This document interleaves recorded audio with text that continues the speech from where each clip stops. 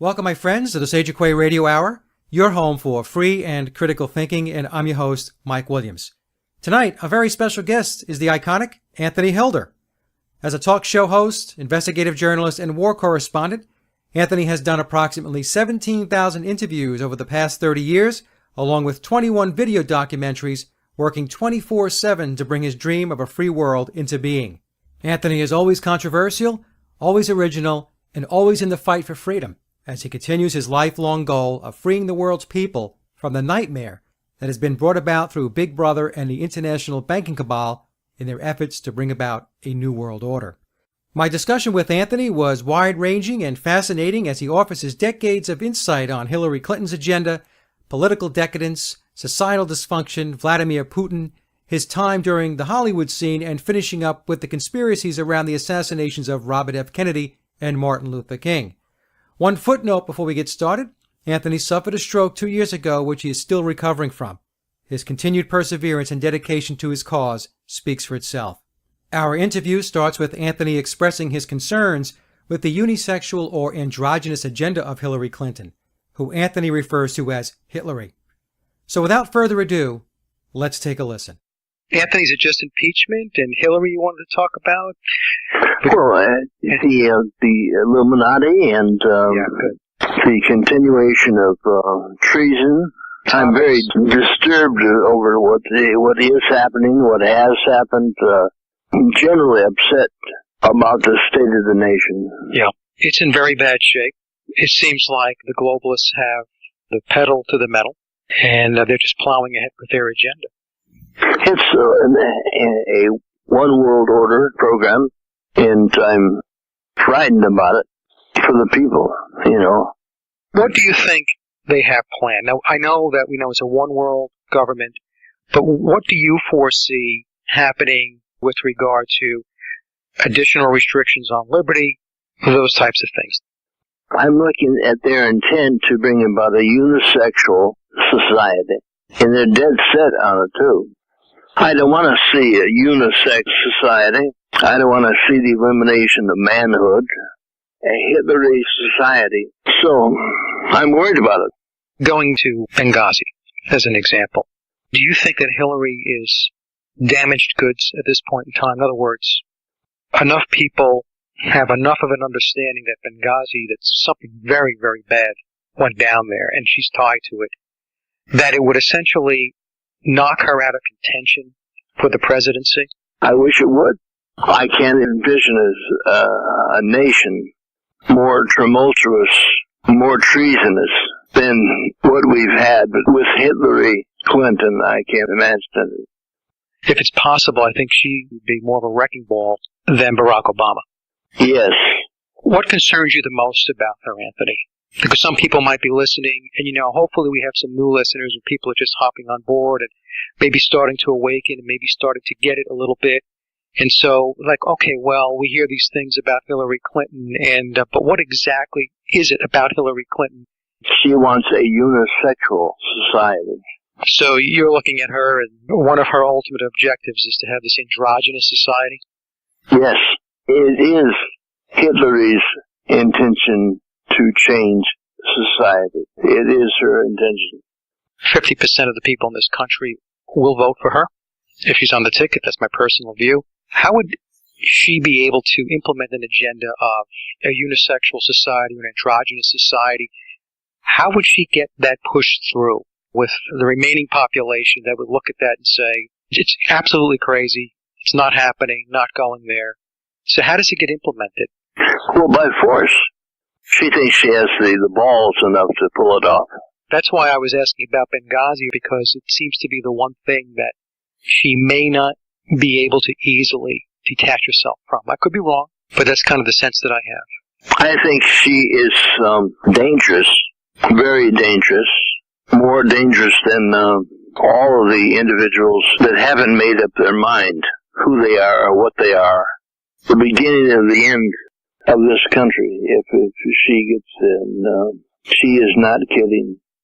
Anthony, if we could just switch gears a little bit here, setting Hillary aside and her ilk, what about Vladimir Putin? What's your view and your opinion on Putin? I think Putin is a good guy, not attempting to destroy his country. Hillary Clinton may try to destroy her country. She doesn't really represent a country, right? I mean, she represents an ideology and an agenda cloaked around a country. Putin appears to be extremely interested in preserving Russia and the Russian culture and protecting the Russian people. Well, he's interested in preserving society. Right. I have less to fear with RuPaul being president than I do Hillary Clinton. Before she can become president, we've got to get through the next 2 years with the current inhabitant of the White House. What do you see happening there? Does he get impeached? I don't think it'll happen, no. There's a fellow who did a story about the president being a bisexual. There's a fellow who wrote a book about his experience with the president in Chicago. He said that he had had a relationship with him in a limousine. And yeah, I remember the story. What was the name? I forgot the guy's name, but I remember the story. Yeah. That story is one that should be told. In fact, if I'm alive long enough, I will do a piece on that. It's important that I convey the story of reality. I had a stroke. Yes. So I'm dealing with an illness, but not incomprehensible. How long ago was the stroke, Anthony? This is about 2 years. Okay. I'm going to have some hyperbaric treatment. It doesn't stop me from thinking. No, you're doing great. I am so concerned that the United States of America, as we once knew it, cannot exist with a society that accepts the unacceptable. Well, Anthony, you know this better than anybody because you've been at this for decades. They have the masses locked down, inculcated, indoctrinated, propagandized. Most people don't care about anything. The level of apathy, it's off the map. So the apathy, the arrogance, and the ignorance, we weren't defeated by Hitler, but we could be defeated by Hillary. There's a difference. One really existed and really was a threat. Well, one is external, the other one is internal subversion. Yes. Yeah, that's the evil. The evil is that the subversion is from within. And this is why people don't see it. Or if they see glimpses of it, they just go into denial. They just walk away from it. In the meantime, the machine continues to move 24/7, continues to do its work. Do you not fear the destruction of the United States government? My perspective, Anthony, is I see it coming apart at the seams. This is why I'm doing what I'm doing. Trying to get people to see it. Trying to get people to awaken to it. By the way, you're doing a damn good job. Well, thank you. Thank you. Yes, I thank you. And I thank all who think like you. For the guts and the brains and the bronze to possibly engineer or create a change, major change. Have you seen a change, Anthony? I mentioned before, you've been at this a very, very long time, at the forefront, really cutting the path for everybody else, for people like me. In the time that you've been involved with seeking truth and exposing the lies and the deception, if you had to take a step back, like right now, and assess whether people are more aware, if there is a difference, how would you assess that? There has been a difference. We have made minor changes, but we haven't incited a revelation to avoid a revolution. We must incite a revelation to avoid a revolution. That has to happen. How does it happen, though? This is the $64,000 question, right? I understand completely what you're saying. But then the next question, somebody listening to the show would say, all right, well, how does that happen? What types of events would lead to that revelation? Well, we have to recognize reality. But we can't have the common, ordinary man and woman think of those who ignore the reality of life as normal. I think a big part of the problem for many people, Anthony, is that this matrix, this system, has got so many people on a treadmill, on the hamster wheel of life, that they are essentially almost underwater. They can't breathe. And I'm talking about working families, bogged down with debt, two parents having to work to be able to support a home and children. When I was growing up, my father worked, Mom stayed home.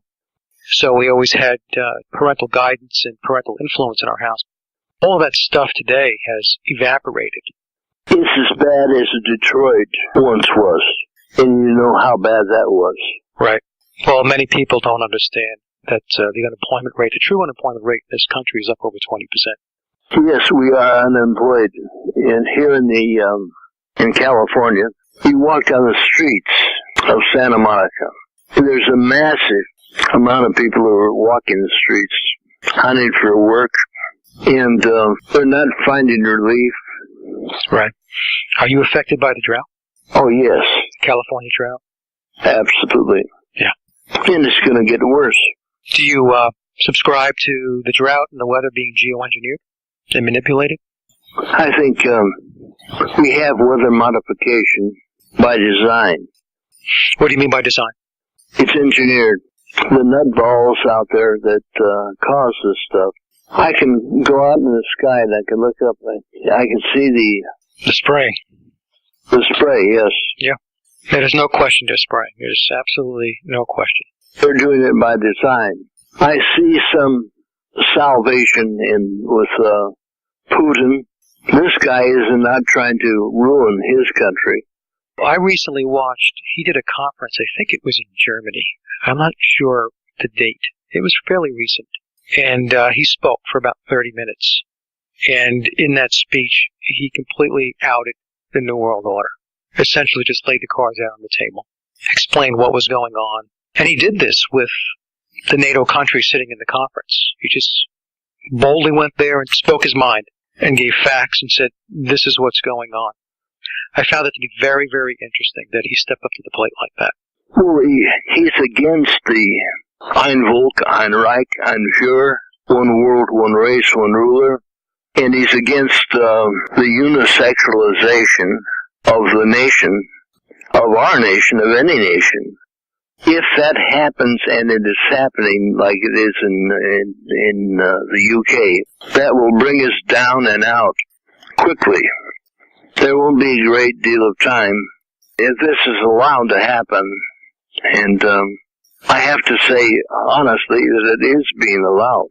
It is, in this country it is, yeah. Yes. Oh, yeah. There's no doubt about it. And do you think that Putin can put the brakes on this New World Order with his BRICS alliance and a lot of what he's doing to foster sovereignty within his country and other countries?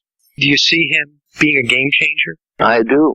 I like Putin. That may sound absolutely preposterous, considering I have always been an anti-communist. But times have changed. He's not speaking like a communist. I have been reading and listening to a lot of what he has been saying, and unless he's putting on a really, really good show, and somebody could say to me, Mike, that's exactly what's going on. He's putting on a really good show. He is not speaking, walking like a communist. That's my personal view. Let's put it this way, far less than what's going on in this country. Certainly, Hillary is acting more like a card-carrying communist than Putin. I am very, very, very, very upset at the possible election or selection of Hillary Clinton. Society has changed. I'm taking a look at the day-to-day events. This mindset has changed in the past 2 or 3 months to be more tolerable of the intolerable, acceptable of the unacceptable. Right. And this is all done by the media. By design. By design, through the media, predominantly. Right. Just keep putting it out there, putting it out there, putting it out there, until they get a level of acceptance in which they can really get their momentum going. But there's certainly a breakdown, Anthony, of morality, and decency, and responsibility, a breakdown of the family unit, really the breakdown of the masculine in society today. Anthony, what about Bill Clinton? What can you tell us about Bill? Bill's half-brother is a friend of mine. And I've heard the stories, how Bill, when he was in the drug business, and he was in the drug business. So all those stories are true? They are. And I had heard one of a friend of his who was also in the drug business, and he was dropped off at the governor's mansion and asked to come back, but in the morning. My friend said that his friend called him up about shortly after he was dropped off at the governor's mansion, and he said, "Come get me the hell out of here." He said that, in essence, alluding to that she was practicing some sort of witchcraft or something like that. So she was practicing some kind of ritual, some kind of craft at the governor's mansion in Arkansas? Yes. Wow. I mean, it doesn't surprise me. I mean, it probably should surprise me, but it does not. Well, I sat there listening to the story. He said the guy called him up, and he wouldn't give the full story while he was there at the mansion. But the guy asked him to, get him out of there. Get him out of there quick. And this is a guy who dealt drugs, A friend of mine he's now dead, former head of the FBI in L.A., Dallas, and Memphis. Was it Gunderson? Gunderson. Ted was sitting in this very room where I'm talking to you from. He said, he told me this story about the White House models, those women who were hired by the government to have these girls perform sexual acts. And they were taken by, I guess, agents of the government to perform sexual acts, and Hilder was one of them. Not all of the participants were men. Okay. And he told me that one of the participants was Hillary Clinton. So they'd have these call girls come in? Yes. Okay, and so it wasn't just the guys with the call girls, it was some ladies with the call girls, and one of those ladies was Hillary Clinton. Yes. Well, Anthony, doesn't surprise me, because wasn't there, I'm trying to remember now, I think it was back in the late 80s, wasn't there a gay prostitution ring that was under investigation? It was in the Reagan-Bush White House? Yes. And Larry Flint, whose morality is certainly in question, talked about the event that he was invited to at the Broadmoor Hotel outside of Denver. And at this party, Ronald Reagan was invited. I actually know 3 people who were there. Now, Anthony, just for a moment, was this when Reagan was governor, president? It's before he became president, but during the time he was governor. Okay. And Larry Flint, he was going to expose the gang, so to speak. I used to be involved in politics and dealt with some of those people whom I should not disclose. And Morgan, remember Morgan? I'm not recalling Morgan. She was one of the girls that worked for Larry Clinton. Anyhow, Reagan was invited to the party. Vicki Morgan, okay. Vicki was invited, was the participant, one of the key participants. Anyhow, Vicki Morgan, I think eventually was killed, but I guess she spoke too much. Trying to recall this now. She died in the early 80s. Yes. Yeah. The fellow who told me the story, I've heard it from 3 different people that were there. And Larry Flint wanted to become president. He actually ran a campaign to become president. He was rather brazen. They had 2-way mirrors. Larry Flint had hidden cameras. At that party, Reagan, Vicki Morgan was to service him, Mm-hmm. I don't know that I should tell his story. But it was at the Broadmoor Hotel. He said, it was bad, but you haven't seen anything yet. How bad was it? Yeah, that was my question. How bad was it? It was bad. Was he referring to, was it abusive? Not abusive, but if you're not comfortable, Anthony, talking about it, then don't talk about it. I probably should not tell much more of the story. If you're not comfortable, don't do it. I met Reagan, but I met Nixon, and he was straight, and he told Henry Kissinger that that was the most faggiest place he'd ever seen was the Grove. Bohemian Grove? Yeah. And he said faggiest. Yeah, I remember seeing that clip. It's in one of my films. I knew part of the White House crowd, Ehrlichman and Haldeman. I knew them. How did you get to know them, Anthony? How did that come about? Well, I was involved in politics. Anthony, with everything that you know, which is, you know a lot, have you ever had any issues, problems, harassing, intimidation, any of those types of things? Well, I've been shot at, you know. I was shot at, and I guess they tried to kill me. Mm-hmm. And I said, Doctor, I said, give me the truth. I said, well, what are my chances of surviving? And he didn't answer. Mm-hmm. And I said, wait a minute. I'm asking for the truth. Right. I said, what are my chances of survival? He said, 1 in 10. 10%. I said, 4 are against. He said, against. Wow. That upsets me. Well, Anthony, it's completely understandable. If it's easier for you, we could just move to another topic. Well, that's all right. I'm all right. Okay. There's stories that I would like to tell, you know. Yeah. My mentor was Myron Fagan. Interviews you did in the late 60s, right? Yes. Yeah. And I was a friend of Mae West, who was a good friend of mine. Wow. Okay. I like Mae. She was honest. Who else did you know? Well, I was amongst some people in Hollywood. I knew Efren Zimbalist Jr. Oh, the old, the FBI, right? Yeah. The FBI show. I loved that show when I was a kid. He was a good guy. Yeah. Friend. And Walter Brennan. Walter Brennan, too. Okay. Yeah. I remember when it was a crime to pray in school. And he said it, and he meant it.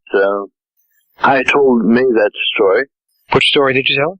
I told Mae it wasn't a crime to pray in school. Yeah. And she was pretty open. She's very open, you know. How bad is Hollywood, Anthony? How bad is it from a standpoint of the decadence, and what was it like? I used to be in charge of production at the old Selznick studio. Okay. It once was called Laird. I was in charge of production when it was called Laird International. We owned a lot. Literally, we owned a lot. Gone with the Wind was done there. Wow. Citizen Kane, King Kong. Wow. I was just watching a film last night. A lot of these guys, you know, that I knew. I did a picture with Jill St. John. I remember Jill St. John. Lee Marvin. Great. And Cary Grant. Cary Grant, too? Yes, absolutely. I like the guy. I was just going to ask you, was Cary Grant a good guy? Because you watch his movies, he comes across as a really good guy, but of course, that's a character he plays in the movie. I was just going to ask you, what was it like in real life? I don't have anything bad to say about him. I knew Brando. I liked Brando. One of my girlfriends was I guess you'd have to say a lover of Brando. She used to live with Brando. Brando was a pro-red, you know. I was not. I was very, very much anti-communist, and Lucille Ball. Lucille Ball? Yeah. Joined the Communist Party. Literally joined the Communist Party. They had bought the studio where I was in charge of. You know, I met a lot of these people. That was primarily not because I was in the Hollywood scene, but well, I guess you can't consider me overly righteous or moral than some of the other people. Anyhow, my agent used to be have a couple of big clients, and my stepmother was Dorothy Granger. I don't know if you remember Dorothy Granger. She played opposite Leon Errol in the Leon Errol comedies, and she was under contract with Hal Roach. She's dead now, so I guess she wouldn't mind, but she betted Clark Gable. Wow, okay. But I shouldn't say that, but I guess it's okay. She's gone. Well, he's gone too, right? Yes. So, my high school sweetheart was a young girl in Gone with the Wind, Phyllis Carroll. very interesting. In fact, I just looked up your stepmom. It looks like she did some work with Mo Howard and Curly Howard. Yes. How about that? Well, she thought they were really rude and obnoxious. Did she? Okay. Yes. And they were, they were vile, They played the part. So they weren't really acting. Anyhow, Dorothy Granger was married to Jack Hilder, my father. Okay. And my daughter wants to re-enter the business, so to speak. Was she already there and going back, or was she interested in going in? Going in. Going in. She's not a young girl, but I mean, she's, she's got acting experience, and her only problem was that she was too good looking, and that was a problem. She was too good looking? Yes. Wow, you wouldn't think that would be a problem. Why was that a problem?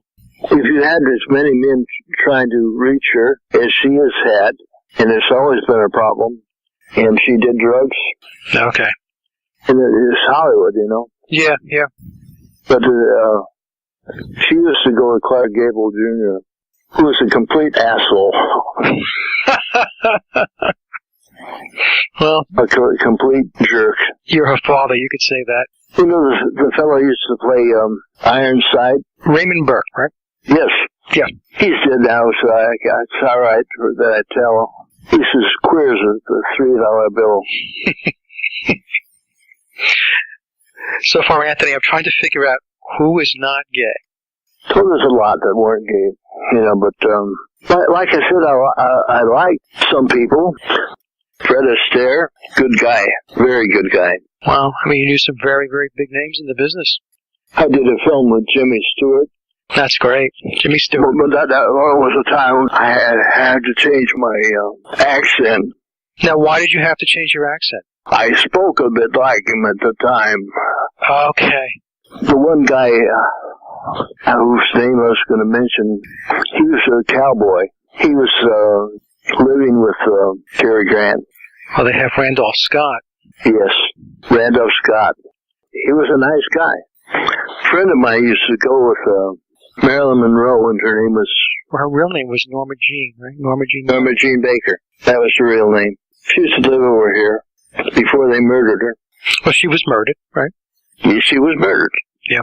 In fact, a friend of mine did a book on it, 2 books on it. The guy that she married, the Norma Jean married, the studio caused her to get a divorce. Okay. He was speaking to her the day that she took out a hand. He was speaking to her? Yes. I'm accused of being the one who hypnotized Sirhan Sirhan. I'm sorry, who was accused of hypnotizing Sirhan Sirhan? Me. You, as I thought you said. You're accused of that? Accused, but I didn't do it. No, I didn't think you did it, but I'm sitting here thinking to myself, how did that accusation come about? I was at not at the Broadmoor, but at the Coconut Grove. By the way, I did not like Kennedy. Bobby Kennedy. You didn't like Bobby Kennedy? Did not. How about Jack? Yeah, I liked Jack. According to Billy Solis, LBJ arranged for the killing of Jack Kennedy. Yeah.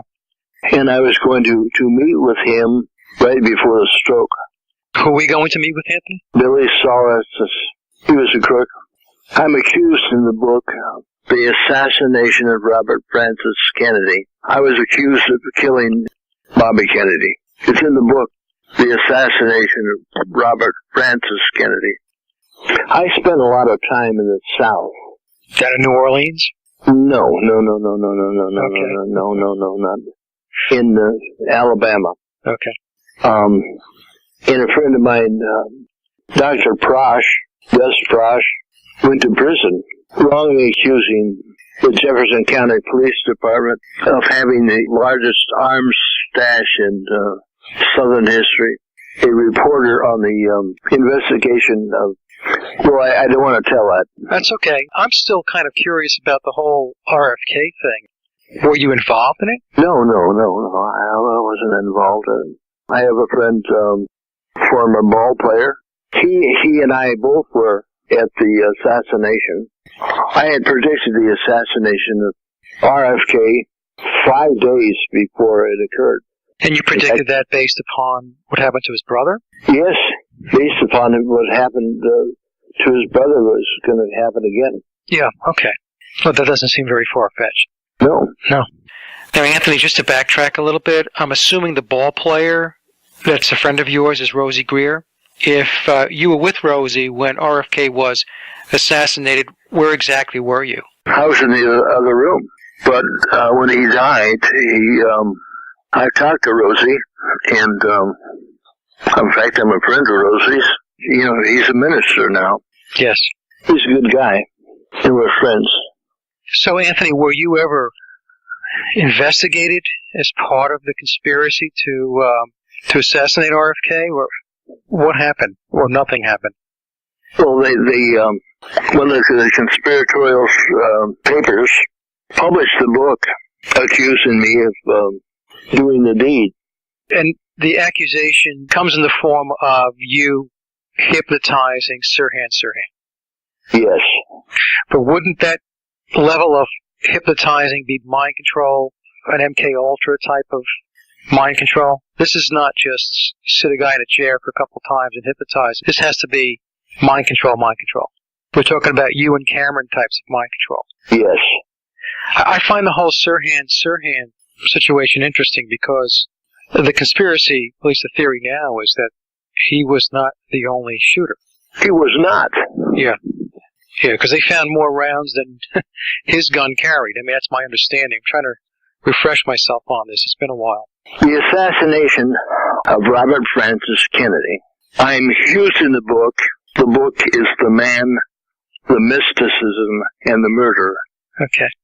And I wrote that with John Steinbacher, but I wanted my name taken off because I didn't want to be killed. I'm serious. I didn't want to have that on my neck. And by the way, Sirhan did not shoot or did not kill Bobby Kennedy. Right. I did the book with John Steinbacher. You can read it. Yeah, actually, I found the book back. Looks like 1968. Yes. I had also predicted the assassination of JFK, RFK, and Martin Luther King. I had made that prediction when I was in Montgomery, Alabama. When MLK was there, or? Well, I had made the prediction through George Wallace's assistant that I had made the prediction of the assassination. And by the way, the guy that's accused of killing Martin Luther King. James Earl Ray. Yes, James Earl Ray. He did not do it. Period. Who did it? Well, I had heard the killing was not done by, but involving the man that they called the man in the wheelchair. I don't know what his name was. But I got that information. Damn, I don't want to get myself killed. I don't want you saying anything or going anywhere that's going to be detrimental to you or me, so no worries. What I've told you is the truth. I know. Probably, at least for the moment, a little too much of the truth. You can read the book, The Man, the Mysticism, and the Murder. Yeah, I'm going to order the book. I found it on Amazon. I'm going to order the book. Listen, I thank you very, very much for calling me, and we'll do it again. We will do it again. Thank you. You're very welcome, Anthony. And we'll catch up again. All right. All right, thank you. Bye-bye now. Bye-bye. And that concludes my interview with Anthony Hilder, and I hope you enjoyed the discussion as much as I did. Anthony's website can be found at www.freeworldfilmworks.com, And as always, I would like to thank everyone for listening and visiting the blog, The Sage of Quay. Also, please visit laboroflovemusic.com to listen to my album, Leaving Dystopia. And remember, live in truth and always serve creation. It's really that simple. See everyone next week. Be safe, enjoy, and God bless.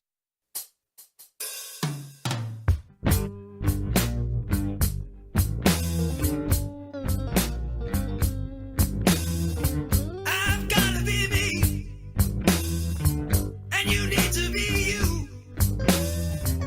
Just set your